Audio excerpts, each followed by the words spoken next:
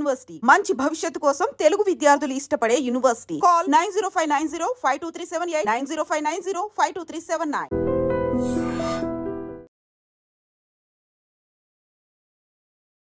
అందరికీ నమస్కారం. నేను Swaroopa Putlapalli. Welcome to trending topic.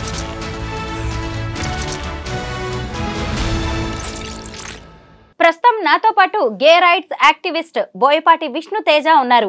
ఆయన గతంలో కూడా నాకు ఒక ఇంటర్వ్యూ ఇచ్చారు. అప్పుడు తాను గేనని, టీనేజ్లో ఉండగానే తాను గే అనే విషయం తెలిసిపోయిందని, తాను గే అని చెప్పుకోవడానికి ప్రౌడ్గా ఫీల్ అవుతానని విష్ణు తేజ అన్నారు. అలాగే తన లవ్ స్టోరీస్ గురించి, పెళ్లి గురించి కూడా అనేక విషయాలు షేర్ చేసుకున్నారు. ఈ రోజు విష్ణు తేజని అడిగి ఇంకా చాలా విషయాలు తెలుసుకుందాం. నమస్తే విష్ణు తేజ. నమస్తే స్వరూప గారు. ఎలా ఉన్నారు? బాగున్నానండి, మీరు ఎలా ఉన్నారు? Very fine. విష్ణు, నాకు ముఖ్యంగా కొన్ని విషయాలకి మీ నుంచి క్లారిటీ కావాలి. ఈ మధ్య కాలంలో చాలామంది అబ్బాయిలు పెళ్ళిళ్ళు చేసుకుంటున్నారు. తీరా చూస్తే వాళ్ళు గేస్ అని తెలిసి అమ్మాయిలు డివోర్స్ ఇవ్వాల్సిన పరిస్థితి వస్తోంది.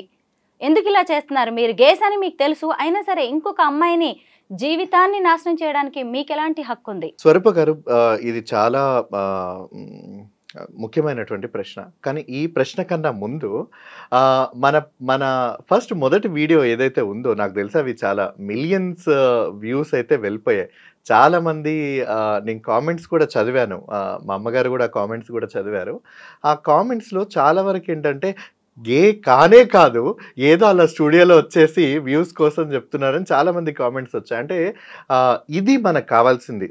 ఎందుకు విష్ణు తేజ గే అన్న ఒక ముద్ర వేసుకొని ఒక విజిబుల్గా ప్రతి ఒక్కరికి కూడా కనిపించే విధంగా, వినిపించే విధంగా స్టూడియోలో కూర్చొని మాట్లాడడానికి ఒక కారణం ఏంటి అని అంటే, ఎవరైతే వీడు గే కాదు, ఏదో ఒక వ్యూస్ కోసం స్టూడియోలో కూర్చొని మాట్లాడుతున్నాడు అనే అభిప్రాయానికి వచ్చారు అని అంటే, కాదు అనేది వాళ్ళు బలంగా నమ్ముతున్నారు, అవును అనేది నేను మనస్ఫూర్తిగా నమ్ముతున్నాను.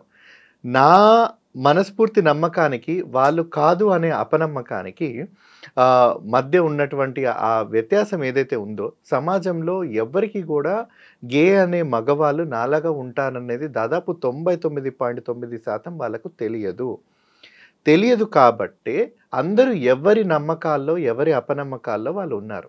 ఈరోజు ఆ అపనమ్మకాలన్నింటినీ కూడా పక్కన పెట్టేసేసి, లేదు ఇది నేను, బహుశా అందరూ చెప్పేటట్టుగా ఏదో నాకు తెల్లతోలు ఉండొచ్చేమో, మాట్లాడే వాక్చాతుర్యం ఉండొచ్చేమో, ఎత్తుగా చూడగలిగే ఒక రీతిలో నేను ఉండొచ్చేమో, కానీ ఇలా ఉంటేనే అందరూ చూడగలుగుతున్నారు కాబట్టే నేను ఒక ఫేమస్ కోసం గే అయ్యాను అనేది మాత్రం చాలా పొరపాటు. ఎందుకనంటే ఒక్కొక్కరి రూపంలో, రంగు, వాళ్ళ ఎత్తు, వాళ్ళ ఆకారం అన్ని విధంగా ఉండొచ్చు, కానీ ప్రతి శరీరం కూడా అందంతో కూడుకున్నది కదా. Every body is to be respected and every body is to be loved.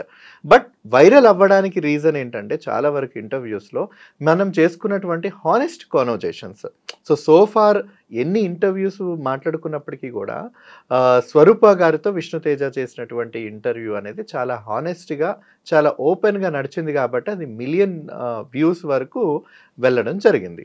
So మీ ప్రశ్నకు వస్తే, నిజంగా ఎందుకు గే మగవాళ్ళైతే ఆడవాళ్ళని పెళ్లి చేసుకుంటున్నారో, తర్వాత మీరు అన్నట్టుగా వారి జీవితాన్ని నాశనం చేయాల్సినటువంటి పరిస్థితి వచ్చింది అని అనుకుంటే, మనం అందరం కూడా పితృస్వామ్య వ్యవస్థలోంచి వచ్చిన వాళ్ళమే, అందరూ కూడా పురుషాధిక్య సమాజంలో బ్రతికిన వాళ్ళమే, అక్కడి నుంచి వచ్చిన వాళ్ళమే. ఎందుకు కూడా మన కుటుంబాల తండ్రులే పెత్తనం చేసేవాళ్ళు. ఈ రోజుకి కూడా, ఈనాటికి కూడా నేను కూడా అదే తండ్రి పెత్తనం నుంచి పెరిగి వచ్చినటువంటి వ్యక్తినే. ఒక మగవాడికి 25 ఏళ్ళు వచ్చిన దగ్గర నుంచి ఇంట్లో వాళ్ళు మొదలు పెడతారు పెళ్లి సంబంధం చూడాలని. ఒక మంచి జాబ్ ఉందా లేదా, పెళ్లి సంబంధం చూడాలనుకుంటే కట్న కానుకలు వీడు తీసుకొని రావాలి, అందుకోసమే చదివించే వాళ్ళు ఉంటారు, అందుకోసమే ఆ కొడుకు ఉన్నాడు అని అంటే మనకు ఒక భరోసా, మంచి కట్నం తీసుకొని వచ్చి పెళ్లి చేస్తాడు, మంచి అమ్మాయిని ఇంటికి తీసుకొని వస్తాడు, మన వంశాన్ని ఉద్ధరిస్తాడు అనేది ఒకటి ప్రతి కుటుంబంలో ప్రతి తల్లిదండ్రులు ఆలోచించేది, మరి ముఖ్యంగా తండ్రి ఆలోచించే విధానం. సో ఆ ఆలోచనని ఖచ్చితంగా నెరవేర్చే బాధ్యత ప్రతి కొడుక్కి ఉంటుంది అనేది వాళ్ళు ఆల్రెడీ చిన్నప్పటి నుంచి ఆ కుటుంబ వాతావరణంలో వాళ్ళు నేర్చుకొని పెరుగుతారు. అలాంటి సమయంలో ఏ కొడుకైనా, నాన్న నాకు అమ్మాయిలంటే ఇష్టం లేదు, నాకు అబ్బాయిలంటే ఇష్టం, నేను అబ్బాయిలతోటే ఉంటాను అని చెప్పగలిగే సాహసం మేబీ నాకు తెలియకపోవచ్చు, మేబీ ఇతర రాష్ట్రాలు ఏమైనా చేయొచ్చేమో కానీ మన ఆంధ్రప్రదేశ్ తెలంగాణలో చేయగలిగే ధైర్యం ఉందా? ఎంతమంది కొడుకులకి వాళ్ళ తల్లిదండ్రులకి నాకు అమ్మాయిలంటే ఇష్టం లేదు, నాకు పెళ్లి చేయకండి అని చెప్పే ధైర్యం ఉందా? ఒకవేళ నిజంగా చెప్పినప్పటికీ కూడా ఆ తర్వాత వచ్చే ఆ రియాక్షన్స్ ఏవైతే ఉంటాయో ఫ్యామిలీ నుంచి, దాన్ని ఫేస్ చేయగలిగేది వాడొక్కడు మాత్రమే.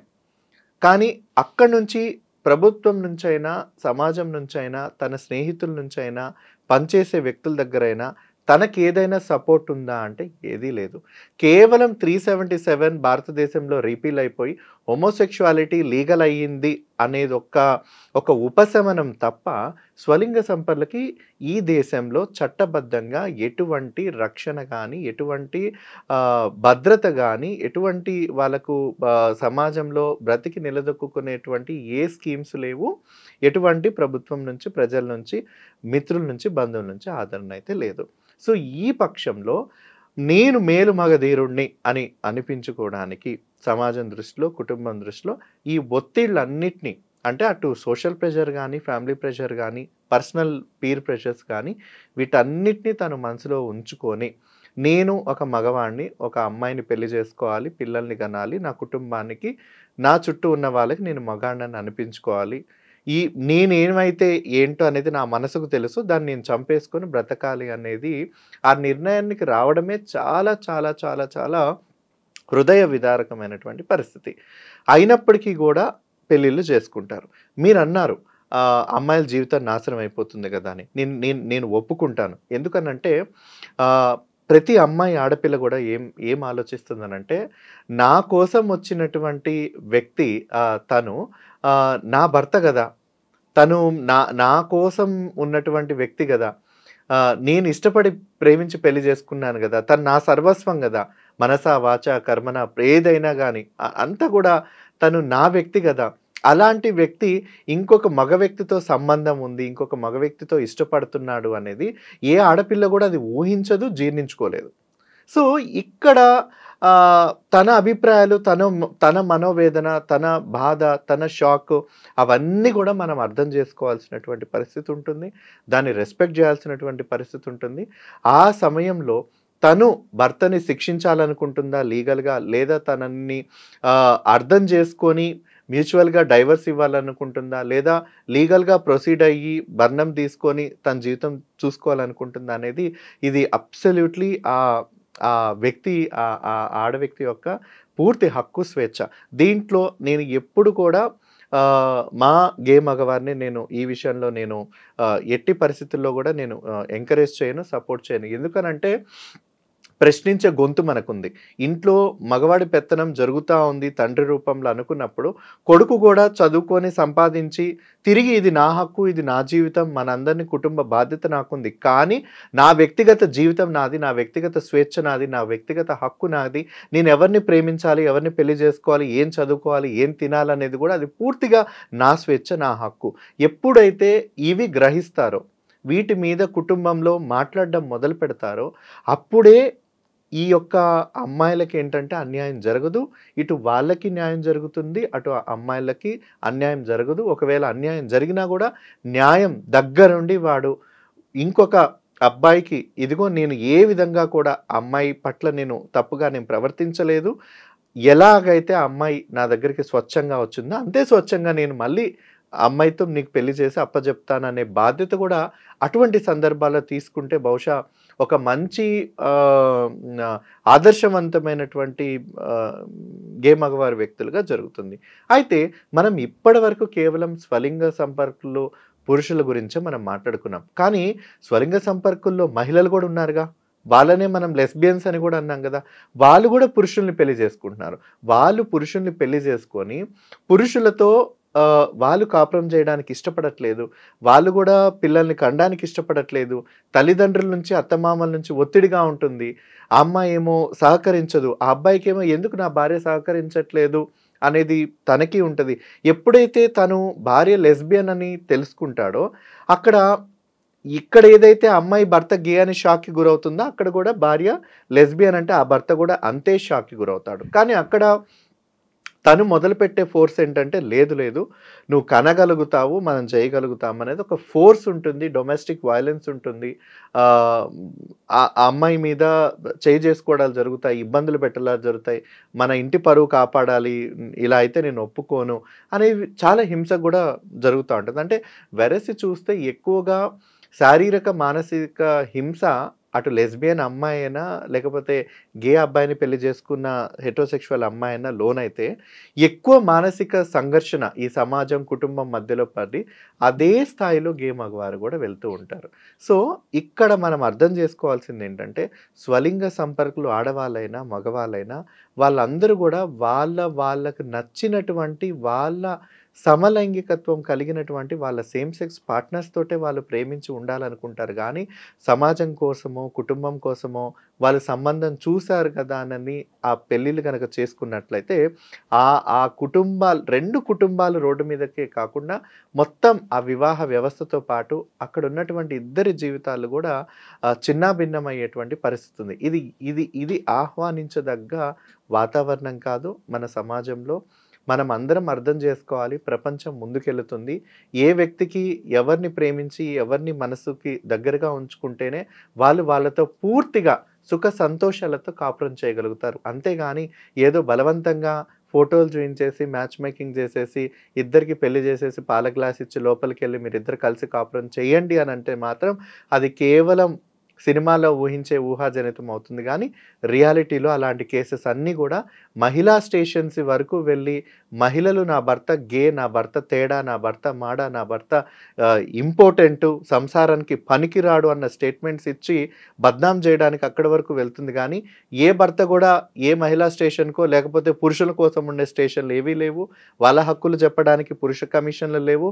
వాళ్ళ బాధ సమాజంలో వినిపించుకోవడానికి ఎటువంటి నాదం నినాదం వ్యవస్థ ఏది కూడా లేదు. మరి వాళ్ళు కూడా నా భార్య నన్ను మోసం చేసింది, లెస్బియన్ అని నాకు చెప్పలేదు.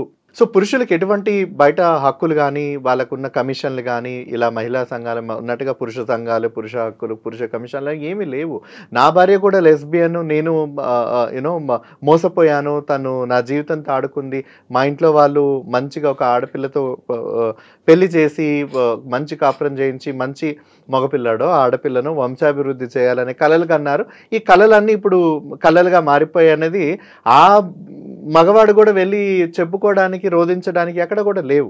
కానీ సమాజం ఎప్పుడైతే ఆ జెండర్ బయాస్డ్గా చూస్తూ ఉంటాయో కొన్ని ఇష్యూస్ అన్నిటిని కూడా అక్కడ ఈ అసమానతలన్నీ ఉంటాయి. ఇవన్నీ వెలుగులోకి రావు. కానీ సమాజంలో ఒక విజ్ఞప్తి, ఒక ధోరణి ఏదైతే ఉంటుందో అంటే ఇవన్నీ కూడా మన ఆచార వ్యవహారాలు, సాంప్రదాయాలు, కుటుంబ విలువలు, మానవత్వ విలువలు వీటన్నిటి కోసం కనుక మనం పాకులాడితే కనుక ఇవన్నీ కూడా మన అనుకూలంగా రూపొందించుకున్నటువంటి వ్యవహారాలే. వీటికి మనం బానిస అయిపోయాము అనంటే మనకంటూ మన అస్తిత్వం అనేది మిగలదు. నేను ఎంత చెప్పినా కానీ నేను ఒక గేని అని నమ్మట్లేదని మీరు ఇందాక స్టార్టింగ్లోనే అన్నారు. ఎందుకు అంటే నేను మగాడిని అని చెప్పుకోవడం మగవాళ్ళకి గొప్ప, అలాగే ఆడు మగాడ్రా బుజ్జి అని చెప్పి సమాజం కూడా కాల్ రెగరేసేలాగా మాట్లాడుతూ ఉంటుంది. సో దాన్ని కూడా అది కూడా ఒక కారణం కావచ్చేమో మిమ్మల్ని ఒప్పుకోకపోవడానికి. ఒప్పుకోవడానికి కారణం వాళ్ళు ఒప్పుకోవడానికి కారణం కాకపోవడం ఏంటంటే మగాడు పుడితే వాళ్ళు ఇంకా పచ్చిగా బయట మాట్లాడే మాట ఆడదాంతోటే వాడు ఉండాలి అంటే ఆడదాంతోటే వాడు ఉండాలి అనేది ఇంకొక మగాడు అదే పురుషాధిక్యత, అదే విషపూరితమైనటువంటి మేల్ టాక్సిక్ స్వరంతో అంటున్నాడుగా. ఆడవారు అనలేదే, ఆడదానితో. When we look into all this kind of things ఆ మేల్ టాక్సిసిటీ అనేది మనం సొసైటీలో చూస్తాం. అండ్ వాడు మగాడ్రా బుజ్జి అంటే ఎప్పుడు 4 బీర్లు వేసినప్పుడు, దమ్ము కొట్టినప్పుడు, లేదా క్రికెట్ లాంటి ఆటలాడినప్పుడు, లేదా ఒక 4-5 అమ్మాయిల్ని ప్రేమించి అదేదో సినిమాలో ఉంటుంది, ఒరే ఒక 100 మందిని ప్రేమించాలి, అందులో ఒక 10 మందిని సెలెక్ట్ చేసుకోవాలి, ఇద్దరితో తిరగాలి, ఒకరిని పెళ్లి చేసుకోవాలి అన్నట్టుగా ఏదో సినిమాలో ఉంటుంది. అదేవిధంగా అలా చేసినాడే మగాడు. సాంప్రదాయంగా ఉండి సంగీతమో, నాట్యమో, నృత్యమో, లేకపోతే మనకు సంబంధించిన లలిత కళలు వచ్చో, లేదు వాడికి అమ్మాయిల పట్ల ఆకర్షణ లేదో, ఇటువంటి స్పోర్ట్స్ మీద ఆకర్షణ లేదో, వీళ్ళెవ్వరు కూడా వాళ్ళ దృష్టిలో మగాళ్ళు కాదు. వాడిని మగాడ్రా బుజ్జి అని అనుకోవడానికి వాళ్ళు ఇష్టపడరు. వాడు వద్దురా మామ నేను సిగరెట్ తాగను, మందు తాగను, బీడీలు తాగను, గంజాయి తాగను, డ్రగ్స్ తీసుకోను అంటే అరే నువ్వేం మగాడ్రా అంటే ఇవన్నీ చేస్తేనే నువ్వు మగాడివి. ఇవి ఎప్పుడు జరుగుతాయి? టీనేజర్స్లోనే కదా మొదలయ్యేది. ఈ సందర్భంలో నేను ఒక కోర్ట్ మూవీకి సంబంధించిన ఒక సిచ్యువేషన్ నేను తీసుకొస్తాను. అక్కడ వాడు ఎవరైతే హీరో అబ్బాయి చందు ఉంటాడో తనకి కండమ్స్ కొనిస్తాడు. అంటే వాడి ఉద్దేశం ఏంటి? ఒక అమ్మాయి పరిచయం అయిపోతే, ఒక అమ్మాయి క్లోజ్గా మూవ్ ఆన్ అయిపోతే ఇదేరా మంచి లక్కీ ఛాన్స్, ఇది ఒక ఫ్రెండ్ నీకు ఎంతకన్నా మంచి గిఫ్ట్ ఇవ్వలేదంటే వాడు కండమ్ ప్యాకెట్ కొని వాడి చేతిలో పెడతాడు.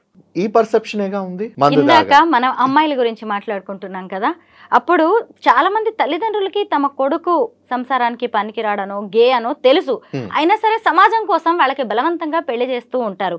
ఇక మీదటైనా ఆడపిల్లల జీవితాలు ఇటు మగవాళ్ళ జీవితాలు కూడా నాశనం కాకుండా ఈ గే కమ్యూనిటీకి మీరేం చెప్తారు? ఒకటే, ఎప్పుడు కూడా ఈ తప్పు ఎక్కడి నుంచి వస్తుంది అనేది మనం ముందుగా ఆలోచించాలి. ఎందుకు అస్తమానం మా మీద మమ్మల్ని తప్పుగా రుద్దుతారు? ఒకటే నేను చెప్పగలుగుతున్నాను, ఈరోజు నేను మీడియా ముఖంగా కానీ పత్రికల ముఖంగా కానీ ఒక యాక్టివిస్ట్గా కానీ అందరికీ ఒక గే గే గే గే అని అనడానికి ఒక కారణం ఏంటనంటే, ఎవరైతే సమాజంలో ఈ వ్యవస్థల్లో, ఈ కుటుంబ వ్యవస్థల్లో, ఈ సమాజంలో ఈ బంధువులు మిత్రులు పనిచేసే చోట వీళ్ళన్నిటి చోట నేను ఇలా ఇప్పుడు నన్నే ట్రోల్ చేసి ఇంతగా మాట్లాడే వాళ్ళు రేపొద్దున ఇక్కడ ఉన్నటువంటి ఎంతో మంది స్వలింగ సంపర్కుల మగవాళ్ళని వాళ్ళని ట్రోల్ చేయరా?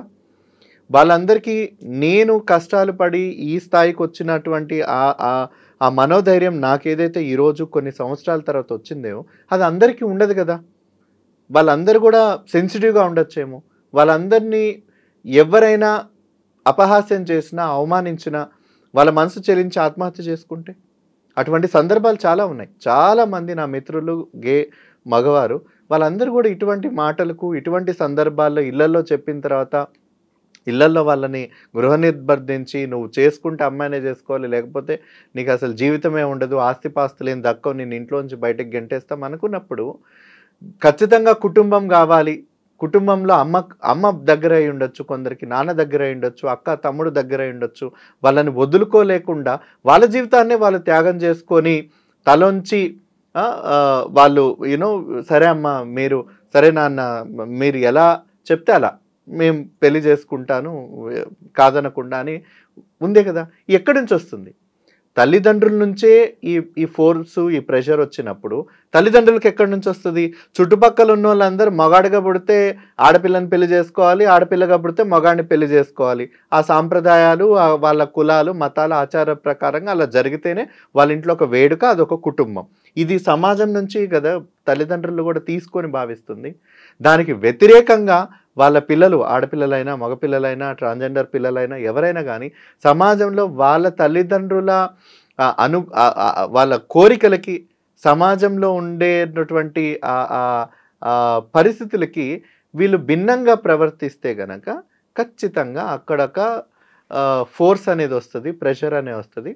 దానికి బానిసై నాకు తెలిసి మా గే మగవాళ్ళందరూ కూడా తలొంచి వాళ్ళ జీవితాలని ఇబ్బందుల్లో పెట్టుకొని నేను నిర్మోహమాటంగా నేను చెప్తున్నాను స్వరూప గారు, నాకు ఈ మాటలు చెప్తుంటే కూడా నాకు చాలా ఎమోషనల్గా కళ్ళలో నీళ్ళు కూడా వస్తూ ఉంటాయి. ఎందుకనంటే మీకు తెలుసు నా సందర్భంలో నా సర్కిల్లో చాలా వరకు కూడా ఆడ వ్యక్తులే ఫ్రెండ్స్గా ఉన్నారు. చాలామంది ఫెమినిస్టులు కానీ హ్యూమనిస్టులు కానీ జర్నలిస్టులు కానీ వాళ్ళందరూ కూడా ఆడవాళ్ళే, కలిసి తిరుగుతూ ఉంటాను నేను వాళ్ళందరితోటి. మమ్మల్ని చూస్తే కూడా నలుగురు ఏమని అనుకుంటారంటే వీడు చూస్తావా వీడు చాలా ఉమెనైజర్ అనుకుంటారు. వాళ్ళందరికీ చాలామందికి తెలియదు అరే నేను కూడా ఒక గే మగవాడిని అని కూడా వాళ్ళకి తెలియదు. అంటే దే కీప్ దట్ అజంప్షన్. ఎందుకనంటే ఎత్తుగా ఉన్నాను, వాళ్ళకు అనుకూలంగా వాళ్ళు మగాడంటే ఇలా ఉంటాడ్రా అని వాళ్ళ ఆలోచనకు తగినట్టుగా నేను ఉన్నాను కాబట్టే వాళ్ళకి ఒక స్ట్రైట్ మెన్గా కనిపించి నేను ఉమెనైజర్గా నేను అనిపించా. అది చాలామందికి కనిపించని వాళ్ళకి నేను గే అనేది అసలు తెలియదు కదా. కానీ బాధ అనిపించేది ఎక్కడంటే ఏ గే మగవాడు కూడా తెలిసి ఒక ఆడ వ్యక్తి జీవితాన్ని నాశనం చేయాలని అనుకోడు. తనకి ఇదిగో నేను ఫలానా అని చెప్పిన వ్యక్తులు చాలామంది ఉన్నారు. అక్కడ ఆడపిల్లలు ఏం చేశారంటే సరే నాకేం లేదు, నేను ఇప్పుడు జనరేషన్లో నేను బ్రతుకుతున్నాను, నీ ఓరియంటేషన్ నేను కాదనను, తప్పు పట్టను, నాతో లైఫ్ లాంగ్ ఉంటావు కదా, నాతో ఉంటావు కదా అంటే నీకు నేను ఏ అన్యాయం చేయను, ఏ లోటు చేయనని వాడు కూడా చెప్తాడు. కానీ వెరసి ఒక పెళ్ళై 3 నెలలు అయిన తర్వాత నా భర్త ఇలాగా, నా భర్త అలాగా, నా భర్తకి మొగాళ్ళతో సంబంధం ఉంది అని చెప్పడం, దాన్ని తల్లిదండ్రులు రచ్చరచ్చ చేయడం, అక్కడ పోనీ చాలా చోట్ల కూతురు కాపురం నిలబడాలనేది నేను చూడలేదు, ఎంత గుంజాలో వాడి దగ్గర నుంచి ఎంత డబ్బులు లాగాలా, ఇలాంటి సెటిల్మెంట్స్, ఇలాంటి ఆలోచనలే తల్లి దగ్గర నుంచి వస్తున్నాయి. కానీ అరే పరిష్కారం ఏంటి? అదే కొడుకు నాకు ఉండుంటే, అదే స్వలింగ సంపర్కుల కూతురు నాకు ఉండుంటే నేను ఆ సిచ్యువేషన్ ఉంటాను ఏ తల్లిదండ్రులు కూడా ఆలోచించట్లేదు. ఇది చాలా దౌర్భాగ్యమైనటువంటి పరిస్థితి. ఎప్పుడైతే తల్లిదండ్రులు వాళ్ళ పిల్లలు ఏ కులం వ్యక్తిని చేసుకున్నా, ఏ మతం వ్యక్తిని చేసుకున్నా, ఒకవేళ అబ్బాయి వాళ్ళ పిల్లోడు ఇంకొక అబ్బాయిని ఇష్టపడినా, అమ్మాయి ఇంకొక అబ్బాయిని ఇష్టపడినా, అబ్బాయి ఆడపిల్లగా మారాలనుకున్నా, అమ్మాయి మగపిల్లాడిగా మారాలనుకున్నా, ఇవన్నీ తల్లిదండ్రులు ఎప్పుడైతే అర్థం చేసుకొని ఆ పిల్లల్ని కనుక దగ్గర తీసుకొని చిన్నప్పటి నుంచే పెంచుతారో ఈ సమాజంలో ఇటువంటి అపోహలు, అవమానాలు, చీత్కారాలు, ఈ స్టిగ్మా, డిస్క్రిమినేషన్ ఇవి ఏమీ ఉండవు స్వరూప గారు. చాలా స్వచ్ఛమైన బంధాలు, స్వచ్ఛమైన ప్రేమ, స్వచ్ఛమైన కుటుంబ వ్యవస్థలు అన్నీ జరుగుతాయి. కేవలం కుటుంబం అంటే అమ్మ, నాన్న, పిల్లలు, కూతురు, తాతయ్య, నానమ్మ కాదు. ఎందుకు ఇద్దరు మగవాళ్ళు తల్లిదండ్రులుగా ఉన్నటువంటి చరిత్రలు చాలా రకంగా ఉన్నాయి. ఎందుకు? ఒకటే నా ప్రశ్న, శివుడు, విష్ణువు ఏ విధంగా తండ్రి అయ్యారు కుమారస్వామికి? ఒక మాట అడుగుతాను, ఇది కాంట్రవర్షియగా నేను అడగట్లేదు. బహుశా అక్కడ విష్ణువు మోహినిగా మారారని ఎవరు చూశారు? నేను చూసానా? మీరు చూసారా? కానీ చరిత్రలో ఏం రాసింది? హరిహర సుతుడా అయ్యప్ప స్వామి మంగళం, అంతే. హరిహరుడు, సుతుడు అంటే కొడుకు, ఇద్దరు మేల్ ప్రొనౌన్సేగా చేసింది. మోహిని అనే ప్రొనౌన్స్ ఎక్కడ చేయలేదుగా. చరిత్రలో ఇద్దరు మేల్ గాడ్, వన్నెస్కే ఈయన ప్రతిరూపం అన్నారుగా. మరి వాళ్ళు పేరెంటింగ్ చేయలేదా? చేశారుగా. ఏ చరిత్రని తీసుకుంటే ఎవరికి చూడని చరిత్ర, ఎవరికి కనిపించని చరిత్ర, కానీ ఆ చరిత్రనే ఆధారంగా మేము మాట్లాడుతున్నప్పుడు ఆ చరిత్రనే జీర్ణించుకోలేని వ్యక్తులు సమాజంలో చాలామంది ఉన్నారు. సో నాకు తెలిసి ఇవన్నిటి కూడా సమాజంలో అవగాహన అంటే కూడా ఒక హక్కుల రూపేణగానే వస్తుంది. ఎందుకంటే చరిత్ర ఎప్పుడు కూడా ఒక స్టోరీనే అల్లుతుంది మన చుట్టూ, కానీ హక్కే కదా మనల్ని బ్రతికించేలాగా చేసేది. ఏ హక్కు అయినా ఇప్పుడు ఇక్కడ ఉన్నటువంటి పోలీసు వ్యవస్థలు, లీగల్ ఎప్పుడు కూడా చరిత్ర ఆధారం కాదు, మనిషికున్న హక్కు ఆధారం. ఎవరు తప్పు చేసినా, తండ్రి తల్లితో తప్పు చేసినా, తల్లి తండ్రితో తప్పు చేసినా, పిల్లలు తల్లిదండ్రులతో చేసినా ఒకటే ఉంది కదండి, సింపుల్గా, నా పిల్లలు మమ్మల్ని చూసుకోకపోతే ఆస్తి హక్కు ఇవ్వకూడదనేది చట్టమే చెప్పిందిగా. ఆ మాత్రం తల్లిదండ్రులకు పిల్లలే కదా, నా పిల్లలే కదా, వాళ్ళకే కదా ఇదంతా అని వదిలేయట్లేదే, హక్కును ఉపయోగించుకుంటున్నారుగా, మమ్మల్ని చూసుకోవాలి వీళ్ళని.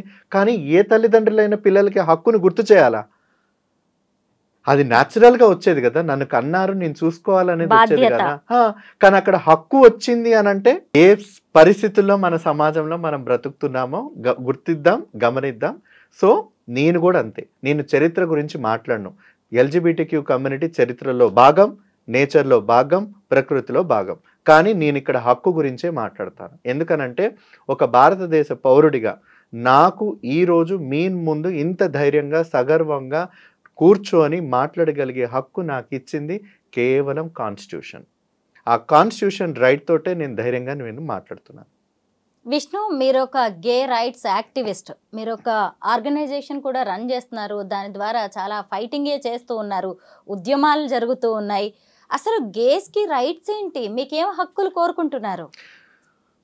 మీరు చెప్పింది వాస్తవం అండి. ఎందుకనంటే ఒక వ్యక్తిగా పోరాడే దానికన్నా ఒక సంస్థగా పోరాడితే ఒక మంచి దానికి ఒక ఆదరణ వస్తుంది అనేది నేను గత కొంతకాలంగా తెలుసుకున్న తర్వాత యాక్టివిస్ట్గా ఏదైతే అందరితో కలిసి పోరాడామో దానికి కొంత స్పందన వచ్చింది.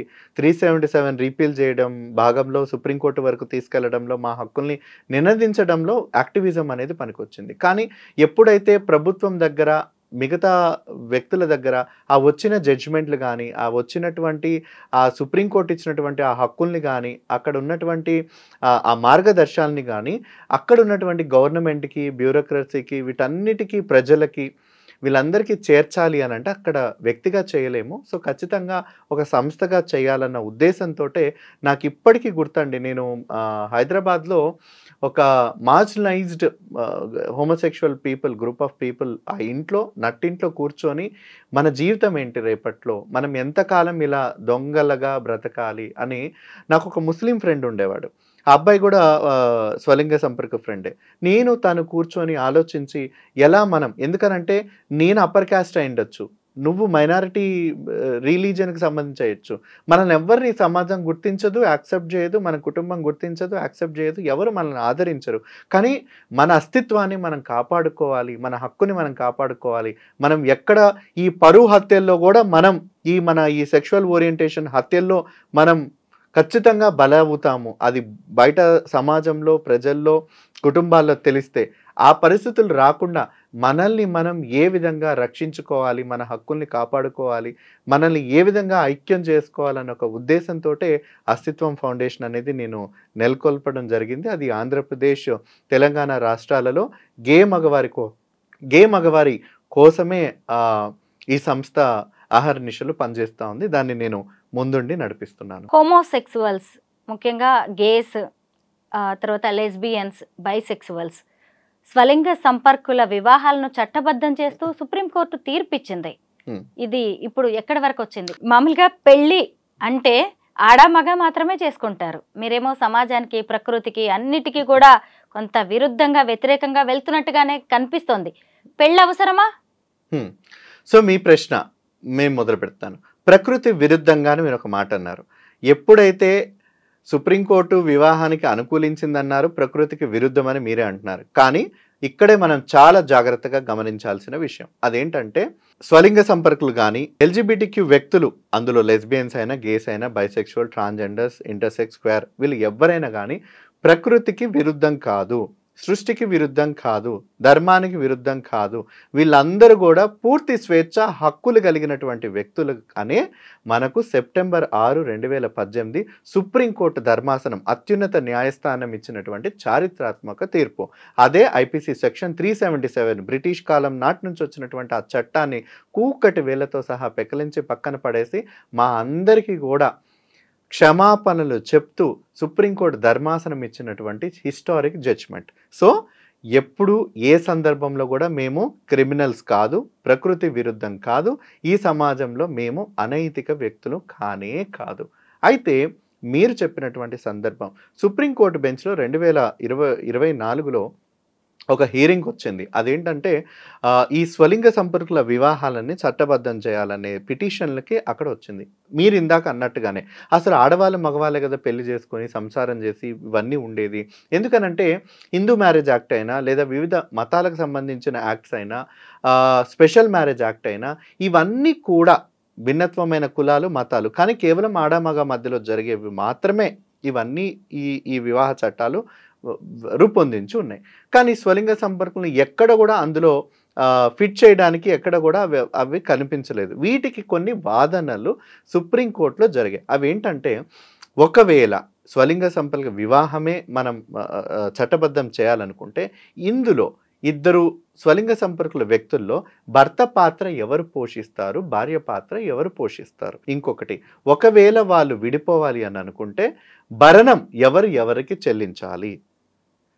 అదేవిధంగా డైవర్స్ ఎవరి మీద ఫైల్ చేసుకోవాలి. ఆస్తి చట్టాలైనా, హక్కులైనా, కుటుంబ చట్టాలైనా, పిల్లలు ఒకవేళ దత్తత తీసుకున్నా, ఇవన్నీ అనేక రకమైనటువంటి చిక్కుముడులు ఉన్నాయి. కాబట్టి ఇవి కేవలం పార్లమెంటుకు వదిలేసేయండి. ఎందుకంటే ప్రభుత్వం, పార్లమెంటు వీళ్ళందరూ నిర్ణయం తీసుకొని వాళ్ళకు ఒక చట్టాన్ని రూపొందిస్తాం, అప్పటి వరకు ఇది మా ప్రభుత్వానికి వదిలేసేయండి అనేది ప్రభుత్వం వాదనలు వినిపించింది. దీన్ని అర్థం చేసుకున్నటువంటి ధర్మాసనం కూడా, సుప్రీంకోర్టు దీన్ని అర్థం చేసుకున్నటువంటి సుప్రీంకోర్టు ధర్మాసనం కూడా చారిత్రాత్మక తీర్పులో భాగంగా, సరే మీరు ప్రభుత్వమే మీరు తీసుకోండి, కానీ అప్పటి వరకు ఏ ఒక్క గే కప్పులైనా, లెస్బియన్ కప్పులైనా, ఎల్జిబిటిక్యూ వ్యక్తులైనా వాళ్ళందరినీ కంటికి రెప్పల ఈ సమాజం నుండి, కుటుంబం నుండి, ఇతరత్ర వ్యతిరేకుల నుండి కాపాడే బాధ్యత మీది అనే కండిషన్ పెడితే ఆ కండిషన్కి భారత ప్రభుత్వం ఒప్పుకొని వాళ్ళ కోసం ఒక కమిటీ వేస్తామని చెప్పి ఆ నిర్ణయాన్ని తీసుకోవడం జరిగింది. ఇది కూడా ఒక చారిత్రాత్మక ముందడుగు మాత్రమే. సో వివాహం హక్కులు అనే దానికన్నా ముందు ఏవైతే ప్రజల్లో ఉన్నటువంటి ఈ యొక్క ఏమంటారు అని అంటే పాతుకుపోయినటువంటి హోమోఫోబియా ఏదైతే ఉంటుందో దాన్ని బయటకు తీసే ప్రయత్నాలు జరగాలి. దీన్ని ప్రధానమైనటువంటి బాధ్యత ఎందుకనంటే పౌర వ్యక్తులుగా, పౌర సంఘాలుగా, పౌర హక్కులను పోరాడే వ్యక్తులుగా వాళ్ళందరూ ఎంత చేసినప్పటికీ కూడా ప్రభుత్వం అనేది ముందడుగు వేయనప్పుడు ఎవరికి ఆ ధైర్యం రాదు. ప్రభుత్వమే వాళ్ళని గుర్తించినప్పుడు ఇక ప్రజలు ఏం గుర్తిస్తారు? ఖచ్చితంగా గుర్తించరు. ఇష్టం ఉన్నా లేకపోయినా ప్రభుత్వం గనక వాళ్ళందరినీ గుర్తించడం మొదలు పెడితే ఖచ్చితంగా నయానో భయానో వాళ్ళందరూ గుర్తించడానికి మొదలు పెడతారు. ఎందుకంటే ఇది నా హక్కు అని ప్రతి ఒక్కరు మొదలు పెడతారు కాబట్టి వాళ్ళ హక్కుని ఉల్లంఘిస్తే మనం ఎక్కడ జైలుకి వెళ్తామో అని ఒక భయం అనేది ఏర్పడుతుంది. సో ఇప్పుడు మనం ఏదంటారంటే ఒక చరిత్ర, ఒక సంస్కృతి, సాంప్రదాయము అవన్నీ పాత చింతకాయ పచ్చడి మాటలే. ఇప్పుడు కాలంలో నడుస్తుంది హక్కు, బాధ్యత, జీవనం ఇవనేది కూడా ప్రతి ఒక్కరికి వ్యక్తిగతంగా ఉన్నాయి. వీటన్నిటిని అవి గుర్తించుకోవాలి. మనమందరం ఈ సమాజంలో కలిసి జీవించాలి. కలిసి జీవించడం మనం ఎప్పుడైతే నేర్చుకుంటామో మనం అందరం ఒకరి సమస్యలు మనం అన్నిటినీ కూడా అధిగమించి ఒక వసుదైక కుటుంబాన్ని మనం అందరం కూడా మన భారతదేశంలో ఏర్పాటు చేసుకోగలుగుతాం. Thank you Vishnu. Thank you so much. Thank you.